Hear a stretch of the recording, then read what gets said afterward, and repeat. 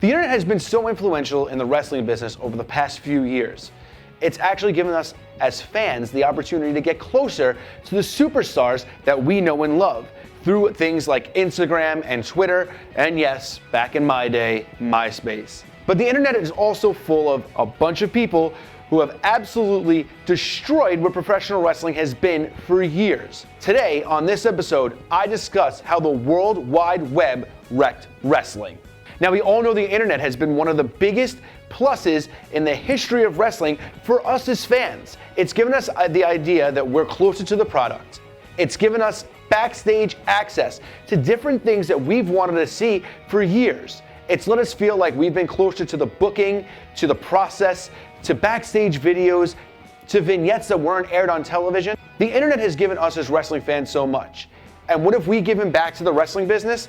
Well, how about a bunch of vocal people who have just used the internet to complain about everything? Now, an argument can be made that professional wrestling isn't the only medium that suffered because of the internet. We've seen movies panned by people way before anybody else would have gone to see them and get hit at the box office because people on the internet have said they were absolutely terrible, whether or not it was true. With professional wrestling, it's been no different. The internet now has really been divided into two separate groups. People who love the WWE and people who love to hate the WWE. We've started seeing that a lot of people on the internet have used the internet as a way to make sure that they have their agendas pushed. Push the superstars that they want to see pushed, and make sure that the storylines are streamlined towards people that are on the internet. However, that doesn't speak for the majority of fans sometimes. And we've also been misinformed so many times that we've gotten to a point that we take everything we read online as fact. There are people like Dave Meltzer and Brian Alvarez and Ryan Satin who do great jobs in trying to cover professional wrestling, except for the fact that they don't work backstage at WWE. Now, we can sit back and think to ourselves, well, that's all well and good. They're connected enough to know what's going on backstage, except for the fact that a lot of the things that they report are false. But wrestling fans take them as truth. I myself fall into this all the time and get angry, or as the internet people would say, triggered, by all these things that we hear online. The problem is that a lot of us people are taking this as fact, even though a lot of these things are absolutely baseless. The WWE used to be something that brought people together. I used to be a big wrestling fan, and I would stop at nothing to talk to anybody who would want to stop and talk to me about WWE. Or the wrestling business in general. And for the most part, there weren't too many arguments back in the day when I was a wrestling fan growing up. What did we have to do? Say that WCW was better than WWE, that ECW was better than both, that WWE was king of the world. And we'd have our opinions, but for the most part we were all fans, and we all wanted to see the same thing: great professional wrestling action.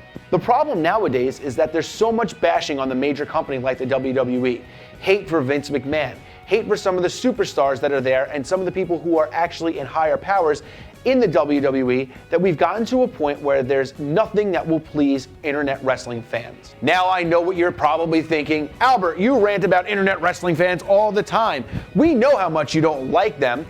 And yes, I get it. It's ironic. Here I am online talking to everybody who I'm hoping to watch this channel. This is something that we can actually fix. Us as wrestling fans need to get back onto the same page and enjoy what's put in front of us. We're allowed to want more, and that's fine, because us as wrestling fans deserve to watch the best product possible. But the problem is that there's so much hate online that it's ruining the professional wrestling business. Nothing can be kept a secret anymore. And when things are kept a secret, most of the time wrestling fans will just look around and say, well, it wasn't a good secret or a good surprise. We used to get surprised every week. The Attitude Era was so much fun because there was a cliffhanger on almost every single ending of every single episode. Now, we get a main event, a definitive winner, barely any carryover, and nobody really cares about wanting to tune in next week, because why would we? The push is now for the network and to get to the next major pay-per-view. And that's all well and good, except for the fact that we've gotten to a point where we're stagnant at the top of the wrestling business. The WWE is the ones who see the most of this, but the problem is that no matter what they do, they're heavily criticized. There's been so many instances where the WWE fans have gotten what they've wanted and then not tuned in, and then get giddy about the fact that the ratings are down because they're not getting what they want. This year at WrestleMania, The champions coming out of that show were an internet wrestling fan's wet dream. Kofi Kingston finally won the major title. Becky Lynch main evented WrestleMania. Kurt Hawkins and Zack Ryder won the WWE Tag Team titles. Finn Balor was the Intercontinental Champion. And Seth Rollins dethroned the Beast, Brock Lesnar, to become the WWE Universal Champion. As well as the rest of those results at WrestleMania were things that the internet wanted to see. How did they respond? The same way they responded after months and months of trying to push for Zack Ryder to win the United States Championship, Daniel Bryan and CM Punk to be put in the world title picture. The night after that all happened, fans stopped tuning in. The internet has wrecked professional wrestling in such a way that we're never happy with anything that we see. Until we decide that we can open our eyes a little bit more and be a little bit more objective about the product that we see in front of us, the wrestling industry will continue to spiral downwards. Because no matter how much we get what we want, we'll always have something to complain about. So I implore you guys who watch these videos to try to give the WWE, the newly formed AEW, and every other wrestling promotion the chance to entertain you. Stop reading all the stuff backstage. Stop thinking that you know better than everybody else. Sit back as a fan and try to just enjoy the product. I have, and I know it's made my life and my wrestling watching experience so much better than it was just a few short years ago. This has been Albert Albanese, and this has been The Rant.